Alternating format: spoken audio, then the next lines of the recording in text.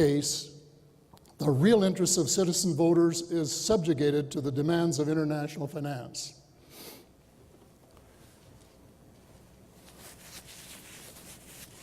Well, there's a sad irony in reading U.S. history of the pre-revolutionary and revolutionary days.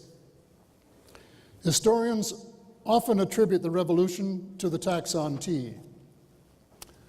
On the other hand, Benjamin Franklin in his memoirs cited restrictions upon paper money as one of the main reasons for the alienation of the American provinces from the mother country. The U.S. won the Revolutionary War, but then lost the next critical one when it adopted the British banking system, instead of pursuing the better model their provinces had been experimenting with. For the U.S. to now inflict the British practice on countries around the world, using the International Monetary Fund and World Bank as enforcers, is comparable to the King's Edict that gave birth to the United States. So the chains of oppression have to be broken and freedom restored to citizens everywhere in the world.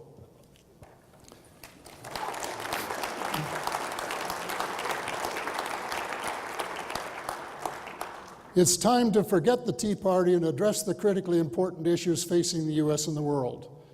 All of these are issues that are nonpartisan by definition and deserve the attention and support of all genuine patriots without distinction of race, color, religion, or political affiliation, both in the U.S. and worldwide. We must unite, as Carol Rosin told us. We must unite to preserve and enhance the beautiful satellite that is our birthright. Well, here is an agenda for action.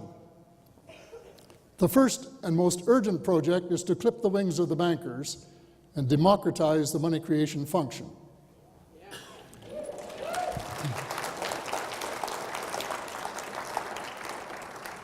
In the United States, the Federal Reserve System must be abolished and its alleged function of regulating the money supply be assumed by the federal government or an agency under its direct control.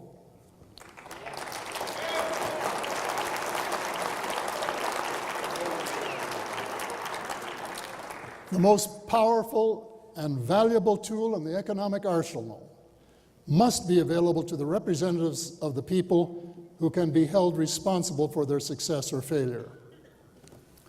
Well, some monetary reformers recommend that government create 100% of new money in a debt-free form comparable to greenbacks or something like that. In the interest of a fast and smooth transition, I am suggesting that a ratio of 34% government-created money to 66% bank-created money would work satisfactorily. Banks would be required to maintain 34% cash reserves against their deposits.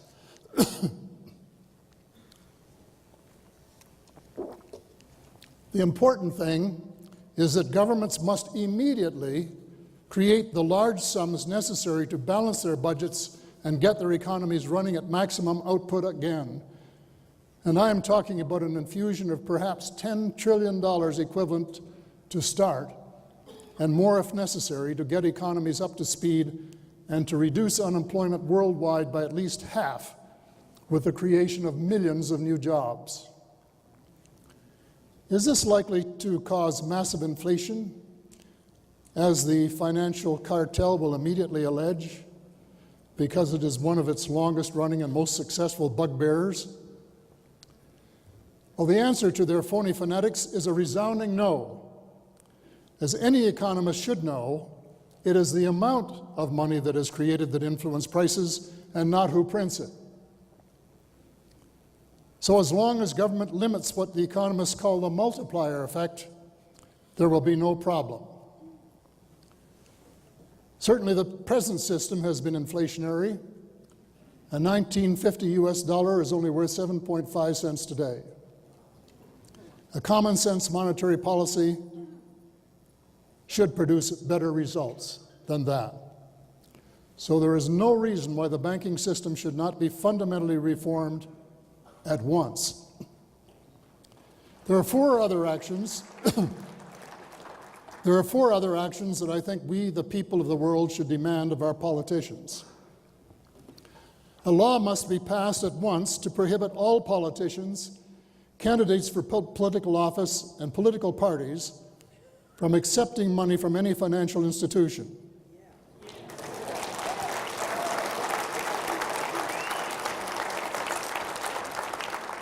As well as make it a criminal offense for any such institution, either directly or indirectly, to offer it.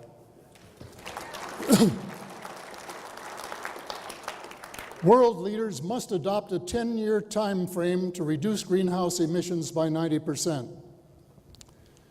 That will only be possible if the United States discloses its knowledge of the ET presence and technology and what has been accomplished in 60 years of back engineering, at least in the field of energy.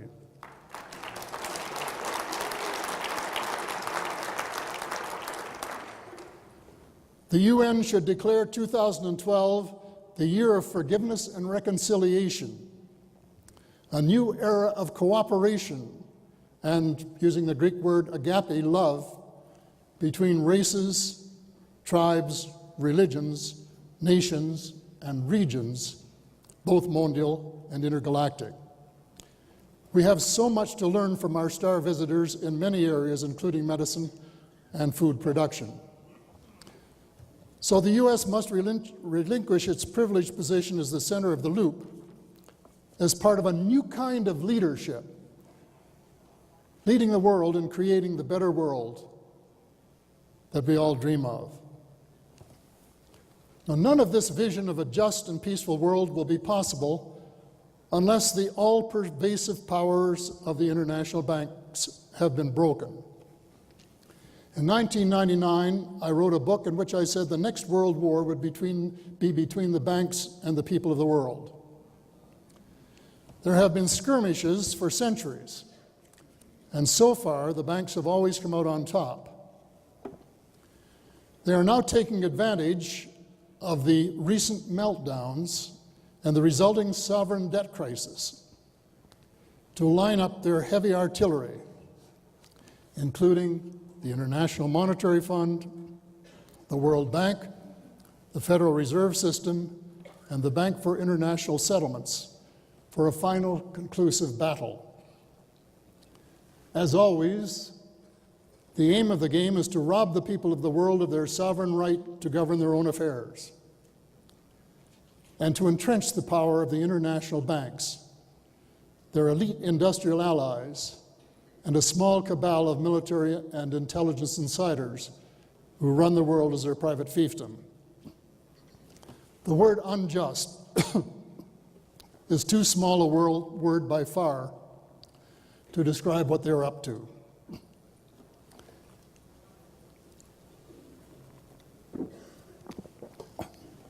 If any skeptics think I am overstating the case, don't take my word for it. Go to www.victoryfortheworld.net and read some of the books that can be used as references. 100 pages of The Web of Debt, for example, setting out the history of money, would probably be enough to make you sick at your stomach. I stopped reading it at night because it often made me so angry I couldn't sleep. Well, I entered politics more than 60 years ago because I thought recessions and depressions were quite unnecessary. They were monetary phenomena with a relatively easy fix. I have made hundreds of speeches on the subject and convinced a few thousand people, but never the movers and shakers. And the mainline press were less than helpful. They were so jaundiced that they were not interested in a maverick speaking truth to power. So it was always a case of David versus Goliath, to use a biblical analogy. Now, for the first time, the power exists to turn the tables and go for the jugular. The internet is providing power to the people that they have never enjoyed before. The young people of the world, in concert with the thousands of their parents and others who care about the state of the world, can use the power of social networking to effect a miracle on their own behalf and that of succeeding generations. The valiant people of Tunisia and Egypt have shown the way by achieving what was believed to be impossible. We share their euphoria. At the same time, they and we must acknowledge that it is only the beginning. Real freedom will only be possible when they have escaped from the tyranny of international banks, and Wall Street is no longer able to manipulate the price of their daily bread.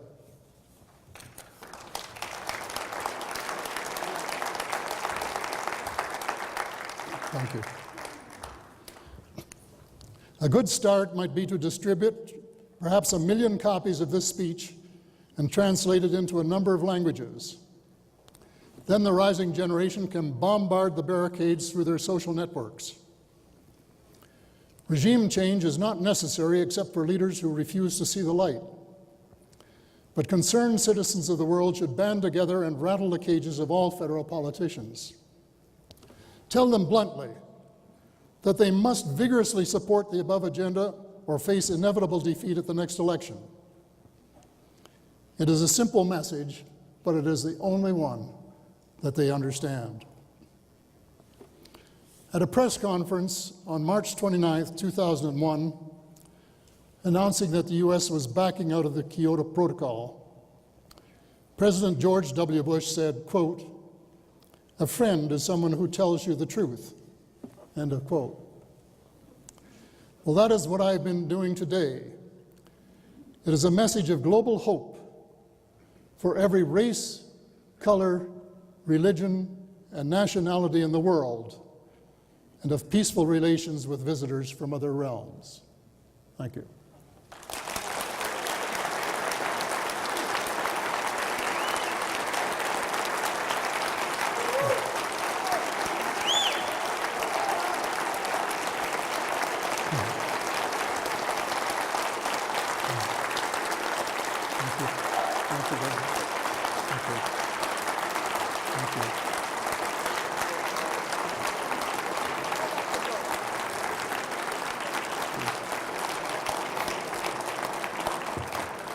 I think I have about 10 or 12 minutes left, and I'd be happy to take questions if some of you would like to have me elaborate a little bit.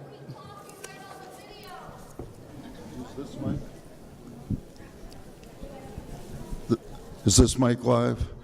Yes. I have a question. Recently, I've read some interesting data on global warming that indicates that human activity accounts for less than 1% of the total warming on the planet, that the sun and the sun cycles are totally dominant. And anecdotally, I would like to mention that a professor at CU recently told me that he had done considerable deep core drilling and found no correlation between the carbon content of the atmosphere and the ambient temperatures. So I'm going to suggest that there may be another global conspiracy going on here, which is that the governments want to control the economy and humanity through this effort. If I believed that, I wouldn't be here. And I would recommend a book called The Floods of Our Grandchildren by James Hansen.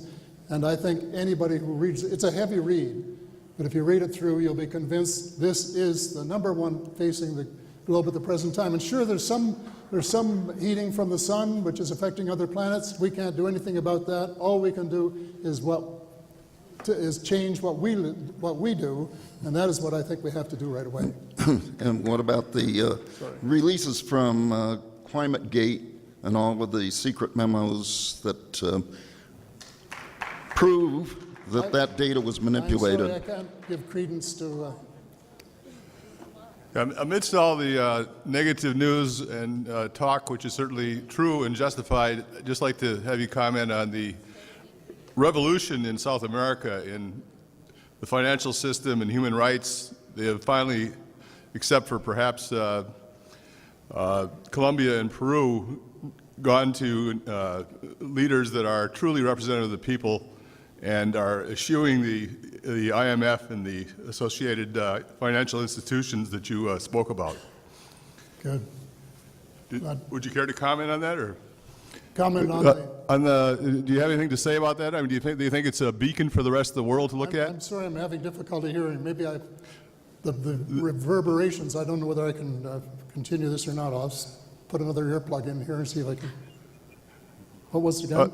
Just the revolutions that's taken place in South America in terms of kicking out the IMF and the World Bank and creating their own financial system and led by Chavez and Evo Morales, and I think that's a hope for the world. Yeah, I would say more power to them. I'll take two more questions, and then I was hoping that Open TV can release the copyright of your speech so we can just copy and spread it around. what I'm going to do, if you go to this website, we'll put the speech up on the website so that you can download it. And if you want to spread it, if you think it's worth spreading, if every one of you would download the speech and send it to 10 people and ask them to send it to 10 more, it only takes 4 steps until we get up to the 1 million people, and then you're likely to get the real change in the world that you're looking for. I'm currently reading The Web of Debt, which is basically saying the same things that you're saying right now, you know. I don't know if you're familiar with the book. I assume you are, you know. Yeah, that's the book I was referring to. Oh, was it? Ellen Brown. Do you discuss this in your book, Light at the End of the Tunnel, or are you doing another book related to the banking? Pardon me? Do you discuss this banking situation in Light at the End of the Tunnel? Yeah, I do. You do? Yeah. Are you doing any other book that you're going to concentrate more on this? Sorry? Are you going to do another book concentrating more on the banking? No, there's one book already that I republished recently called A Miracle in Waiting. Oh. And it's listed in the list on the... Is that for sale here? No, it's not for sale here, but you can get it from Amazon or from Barnes & Noble or whoever. All right, thank you. A Miracle in Waiting, and it's the one on economics. This one is more global, and it has one chapter on the subject of... What is your website, sir? What is the website? This is the one I'm talking about is www.victoryfortheworld.net. Can you speak about the responsibilities that Canada has taken in this mess, and what you think that they are able to do? Canada, what responsibility do they have in this, and role are they playing in this? Well, they're as bad as anybody in the world, and certainly on this, we don't take the question of global warming seriously. And we're a very bad example there. We go along with the States and Australia and some of the others that are foot-dragging and have been for a long time. Thank you. Aren't economic downturns planned by the government? And what's with all the gold being sold? It's not, they're not planned by the government. As I tried to point out, that often it's been the financial people, the bankers, who have triggered economic recessions. And